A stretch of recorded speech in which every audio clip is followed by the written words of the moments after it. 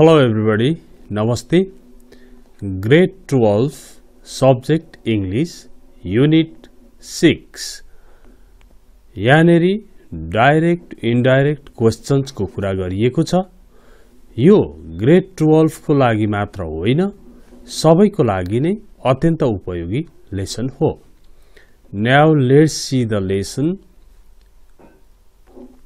Grammar questions.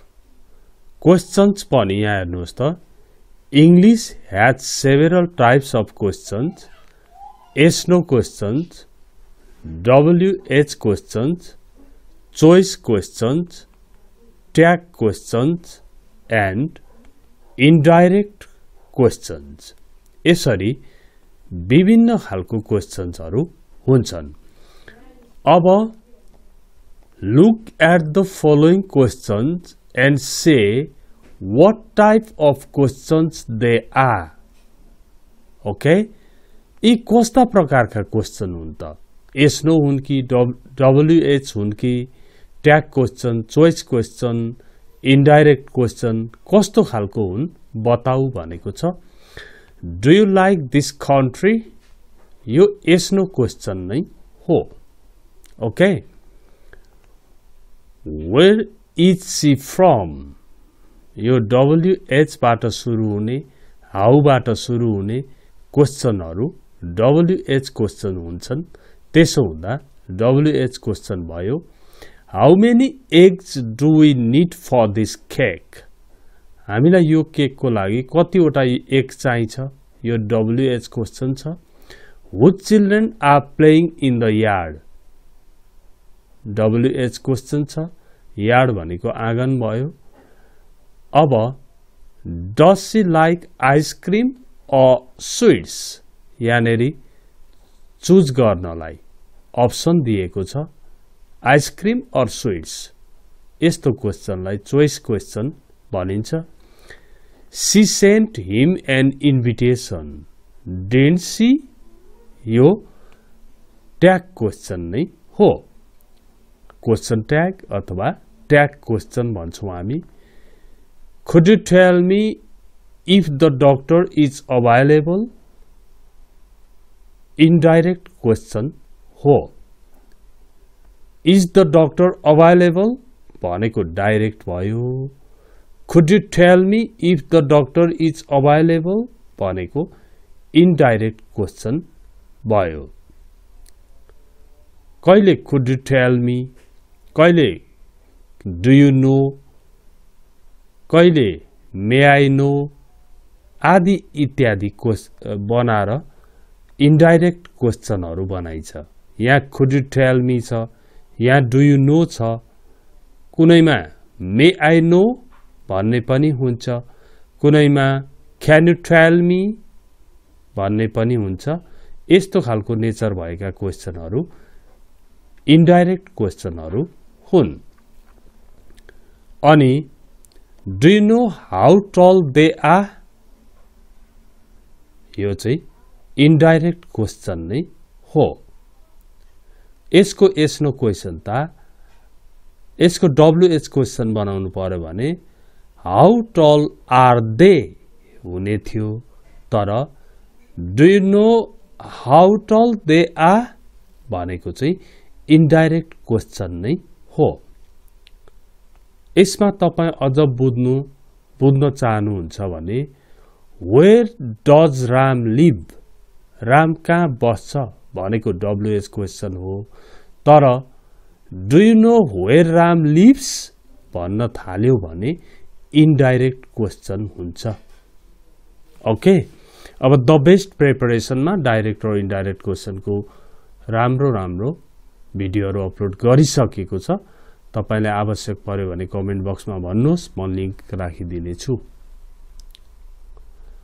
अब यानेरी choose the correct words from the box to complete the sentences भनेको छ। अब यसमा यसो यो तपाईलाई अब आउँदाखेरि त इज लाग्यो, डज लाग्यो, सजिलै भइहाल्यो। तर आउँदैन, टेन्सन लाग्छ भने चाहिँ यहाँ he is भन्ने छ। इज एन आर्टिस्ट भनेपछि यो इजवाला क्वेसन नै हो। यहाँनेरि no he lives in Pokhara छ।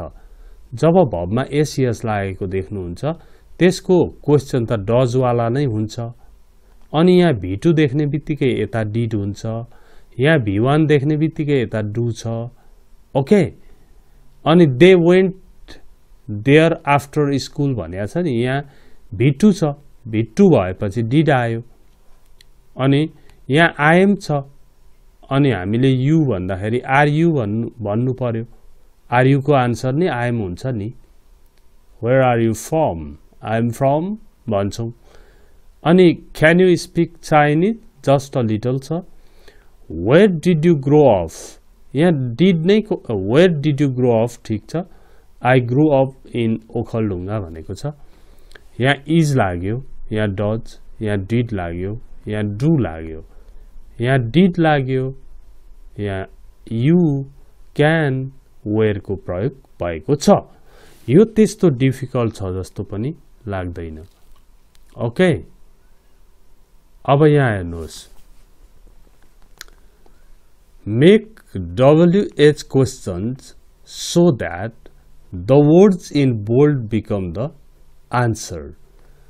यो बोल्डमा दिएको जति आन्सर, यो आन्सर आउने गरेको WH क्वेश्चन, यो आन्सर आउने गरेको WH question, Narayan Gopal answer आउने गरेको new book, new movie, a story, on food, sometimes, 3 years.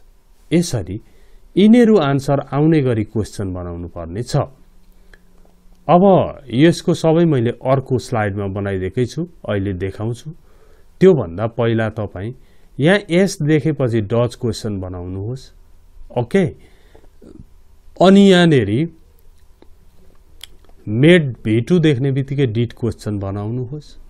Was compost वाला नै भइहाल्छ।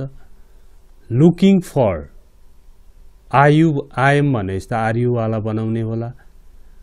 वेयर टकिङ अबाउट होइन, वाट वेयर दे बनाउने होला।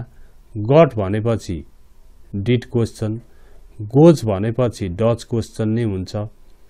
अनि अन फुट कसरी जान्छ भन्दाखेरि हिँडेर जान्छ बनाउनको लागि चाहिँ उत्तर बनाउनु पर्यो। अनि यहाँ कहिले काहीँ उत्तर आउनु पर्यो। कहिले कहिले चाहिँ ऊ सिनेमा हेर्न जान्छ, कति पटक जान्छ भन्ने हाउ अफन क्वेश्चन नै बनाउनु पर्छ यसमा। अनि 3 वर्ष भन्ने बनाउनु पर्यो।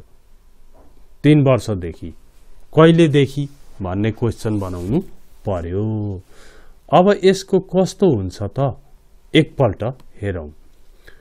रोमियो लभ्स जुलियट, हुम डज रोमियो लभ भन्यो भने जुलियट भन्ने आन्सर आउँछ। Okay, my mother made a delicious bread yesterday छ। अब तिम्रो भनेपछि त मेरो भन्ने उत्तर आउँछ, त्यसो हुँदा तिम्रो आयो। वाट, अनि यो V2 भएपछि डिड लाग्छ। What did your mother make yesterday. अनि यो मेड किन हुँदैन भन्दा अगाडि डु डज डिड आइसकेपछि V1 मा लानु पर्छ। The music was composed by Narayan Gopal छ। बाई हुम, को द्वारा। By whom was the music composed, by Narayan Gopal. Okay, I am looking for a new job छ। What are you looking for. Okay, they were talking about the new movie छ। What were they talking about. यहाँ did छ, गड छ, did आयो। Where did she get the idea from, from a story. Okay, she always goes to school on foot छ। How does she go to school. How does she go to school, on foot answer.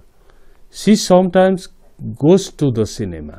How often does she go to the cinema, कतिको जान्छन्, कति पटक जान्छन्। Okay.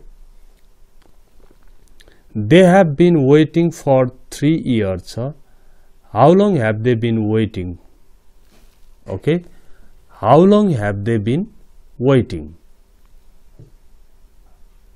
अनि यसमा हेर्नुहोस्, change these indirect questions into direct ones.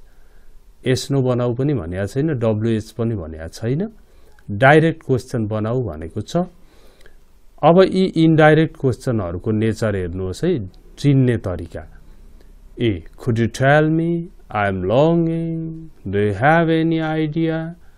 I'd like to know. May I know? Did you notice? Have you found out? I was wondering.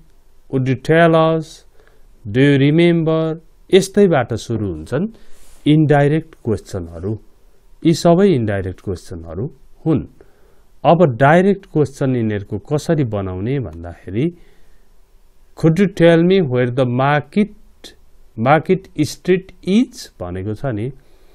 अब where is the market street गर्ने बित्तिकै डाइरेक्ट क्वेशन भइहाल्यो। I longing to know what time the bank opens. yes देख्ने बित्तिकै does.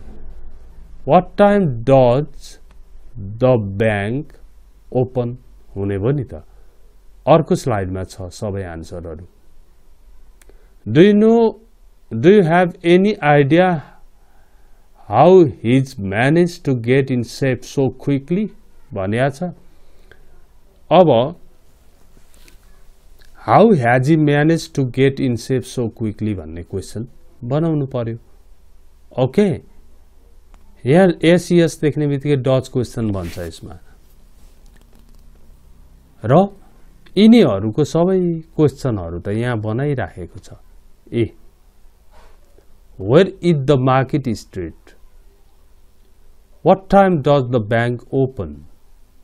How has he managed to get in shape so quickly? How much does this motorcycle cost these days? Had he left the car in the park? Had the train left? Do they speak English well? How can we get to the post office from here? Did I lock the front door? यसरी बनाइएको छ। र तपाईले जब यो क्वेशनहरुलाई सार्नुहुन्छ, यो सार्नुहुन्छ अनि यो गर्नुहुन्छ, तपाईलाई आफैलाई आइडियाहरु आउँछ। कुनै अप्ठ्यारो छ भने पनि हेर्नुहोस् यहाँ, हैन। Did you notice if he had left the car in the park भनेको छ नि, यही hadलाई अगाडि लगेर had he left the car in the park बनाको त हो नि। अनि if the train has left छ नि, has the train left बनाएको त हो। यसै गरी बनाउनु पर्छ। ओके, सक्सेसफुल्ली हो हामीले हेर्यौं ग्रेड 12 को युनिट 6। ओके, अब यो भिडियोहरुलाई जति सक्दो बढी शेयर गरिदिनुहोस्। मैले सधैं रिक्वेस्ट गर्ने गरेको छु। साथीहरुलाई शेयर गर्नुहोस्, लाइक कमेन्ट गर्नुहोस्, एक्टिभ लर्नर बन्नुहोस्, जसले गर्दा हामीलाई धेरै भन्दा धेरै भिडियोहरु बनाउन इन्करेज गरोस्, प्रेरणा मिलोस्। Okay, thank you for watching it. See you next time.